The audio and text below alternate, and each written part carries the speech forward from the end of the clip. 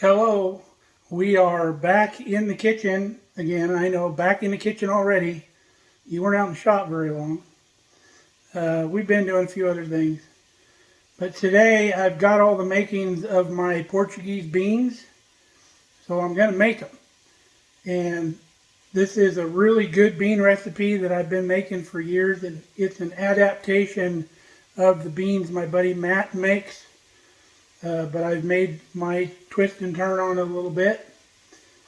But everybody loved these beans, and if I did an event, if I catered an event and I did not make these beans, I swear to you people would riot, because they would come just to eat these beans. And I'm not kidding you. You can ask anybody that knows me. So let's get it started. I got, usually start with a pound of bacon, and if you've noticed, your bacon that you buy at the store isn't a pound anymore, it's 12 ounces. And I hate that, and I covered that in another video. Well, we found this brand of bacon here in Nebraska. They give you 1.5 pounds. So, you companies that are trying to sneak one over on everybody and lower the amount of bacon in the package so you didn't have to raise the price, guess what? I'm not buying your bacon. I'm buying this bacon that's a lot more expensive than your bacon, because I'm still getting 1 pound, and I'm getting more than 1 pound. So that's why we're doing that. I'll stop my rant now. So we're going to fry this bacon up until it gets crispy. And if you notice, it's peppered bacon. So the pepper that we would normally add later on in the recipe, I'm not going to add because there was pepper on the bacon. So I'm going to fry this up and we'll come back when it's crispy. Folks, you want to make sure you make these beans in a heavy bottom pot. You don't want to use a real thin stainless steel pot. Don't use aluminum because there's acid in this recipe. But make sure you use that heavy bottom pot. Later on, when we start simmering these beans, that really comes into play. You don't want a big old burnt scorched spot and your beans taste burnt. Once you start simmering, you want to stir them about every 10 minutes and keep it on a low heat, because there's a lot of heavy ingredients in this recipe and it'll sink to the bottom and it'll burn on you. Okay, our bacon's getting pretty crispy. You can see the stuff on the bottom of the pan, the little crusties down in there. You're going to get that with bacon because of the stuff they use to cure the bacon with, including sugar. That causes it to burn a little quicker. But don't fret about that. That's going to add flavor. And anytime you put something cold in a pot, it's going to bring all that stuff up off the bottom. And we're going to put some cold hamburger in there right now, and that's going to bring all that up. So in goes 1 pound of hamburger. Alright, got 1 pound of hamburger in. We stirred it around. And like I promised you, see the bottom of that pan is all cleaned up now that we've moved it all around.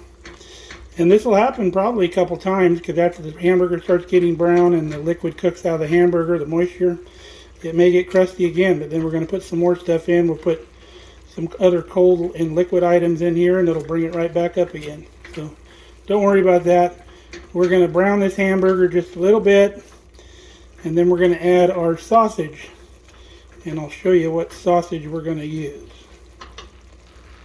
We are using linguiça sausage. It's a Portuguese sausage, super good. Problem is I cannot get it in Nebraska, but my sweet friend Kathy from California, once she heard we couldn't get linguiça, she bought like 20 pounds of it and sent it with one of my friends that was coming to visit. So that was a real treat. We love you, Kathy. Thank you for doing that. So let's keep this going. Here's our linguiça. We used 3 sticks of linguiça. That's about 1 pound. And we cut the sticks lengthwise, quartered it lengthwise, and then we chopped it. A lot of people just leave it round and just slice it round and throw it in. But we always think it's kind of a treat when you get a piece of linguiça when you're eating. And if there's just the big rounds in there, sometimes you don't get a piece. So cutting it smaller like this, it's more of it through the beans. So let's throw this in. So the linguiça's in, and yes, there's a crazy amount of meat in this recipe. Just imagine the big recipes we used to do when we cooked for like 300 people. We had a big 100-quart pot. We put 20 pounds of each meat in that pot, along with a whole bunch of other stuff. So it's not a cheap recipe to make. it comes out to about $1 a serving. So you figure you're serving 300 people, that pot of beans is costing $300. So we're going to let this brown a little bit. I put the linguiça in last because it's partially cooked already. It's a smoked sausage. And if you can't find linguiça sausage where you're at, you can use any sausage that's kind of got a little spice to it. I don't mean hot, but it's seasoned well. Some andouille sausage or some really good chorizo, not the stuff that comes in the tube, but the stuff that's an actual sausage would be good. Up in Idaho, they make a Basque chorizo, super good. I used to get some from my cousin. That would be great in this dish. But any sausage that's got a little spice to it would be good. So everything's good and brown and heated up. So to this mixture, we're going to add a whole large chopped onion. Now my buddy Matt, he uses probably 5 times the amount of onions that I do. But he doesn't use the linguiça either. So while the onions are sweating down a little bit, we've added 3 tablespoons of minced garlic. And yeah, that's a lot of garlic, but it'll sweeten up as it cooks. And it's going to give this great flavor. Now you probably realize that I did not drain the fat off of that bacon. There was not a lot of fat on it. If your bacon produces a lot of fat, you may want to drain it off. But sometimes I just don't. And as this stuff cooks, it'll all come together. So our next ingredient is a jar of our homemade ketchup. That's basically 2 cups. So we're going to dump all that in. You can use regular ketchup, it's just fine. It gives it a little bit of tangy tomato flavor. And we're also going to use a half a jar of our good tomatoes that we canned. You can use crushed tomatoes. You can use fire roasted tomatoes are really good in this. We got a recipe we're doing tomorrow that will take the other half of that. So we're only going to use a half. And as a matter of fact, I can use that ketchup jar that I just put in the sink. I can measure it with that. Okay, half of a quart is a pint, so we're going to go with that. Now the cans that you used to buy in the store, those little small cans, like regular bean cans, let me go get you one and show you. Hold on. This is a regular size can that you buy at the store. If you bought regular beans or tomatoes or anything in the regular size can, this is what you're getting. Now if you notice, these cans are 15 ounces. So same with the bacon. They're trying to get one over on the consumer years ago and made these 15 ounces instead of the 16 ounces, which are a pint. Because these used to be the same size. Because that was interchangeable right there, those sizes. But again, they're making a smaller can and shorten the consumer. So we're going to let this simmer a little bit and we'll start throwing spices in. Doesn't that look amazing, just like that? I wish you could smell it right now. It's crazy. Good smell in the kitchen. But after we put the spices in, it's going to be even crazier good smell. So let's get that going. And if you don't want to follow along and write this stuff down, I'll put a recipe in the description.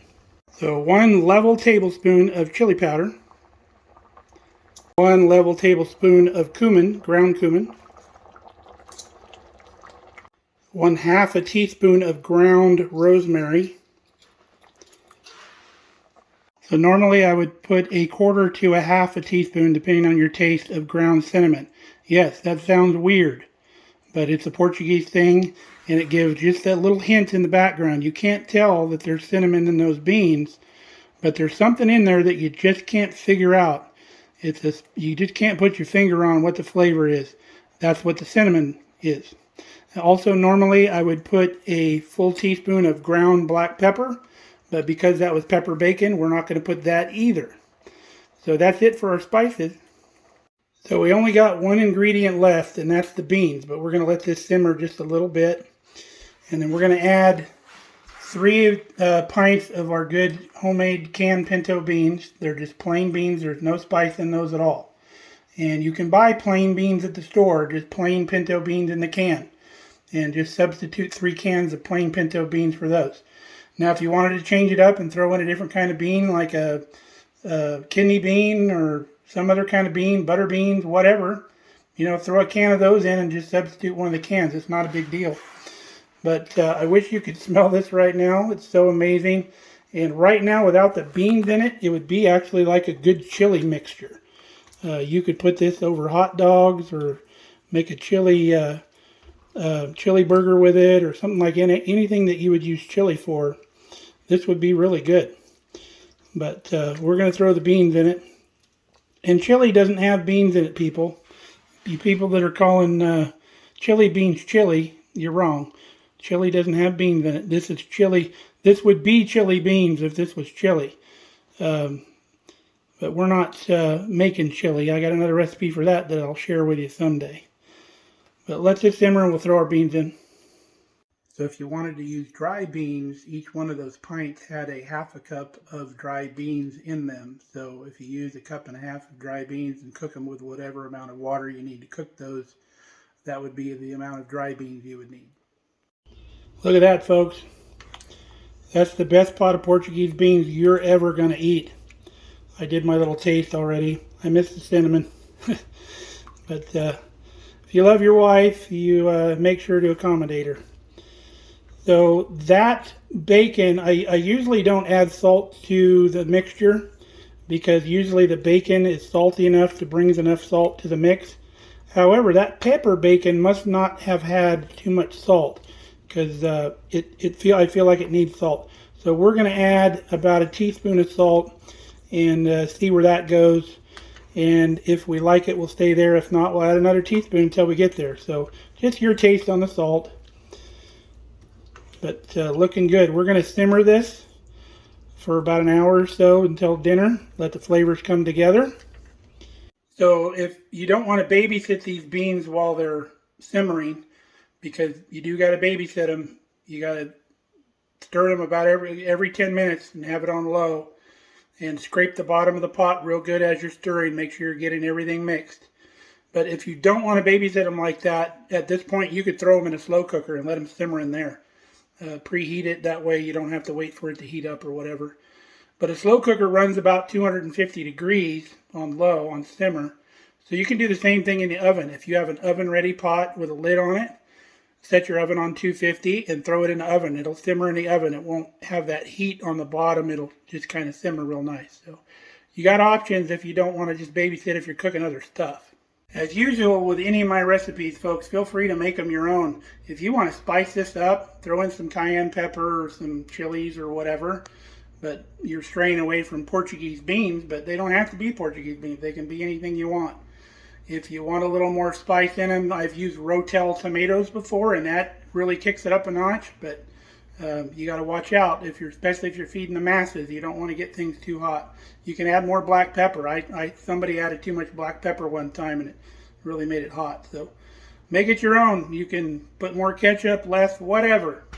But I'll give you creative freedom to do whatever you want, as usual. They are even better the next day. The flavors all come together. They're fantastic. They freeze really well too. If you don't eat them all, put them in a Ziploc bag, squeeze all the air out of them and freeze them. And they'll last a long time in the freezer. And then you have kind of a ready-made dish. You can bring it out, microwave it for a little bit to loosen it up, and then throw it in the pot and warm it up. And you're good to go. We used to freeze them all the time. So it's a great recipe. If you try it, I know you're going to like it. So we'll see you next time here on Mark Kelly Farms. Stay safe, stay healthy. We love you. Make some beans.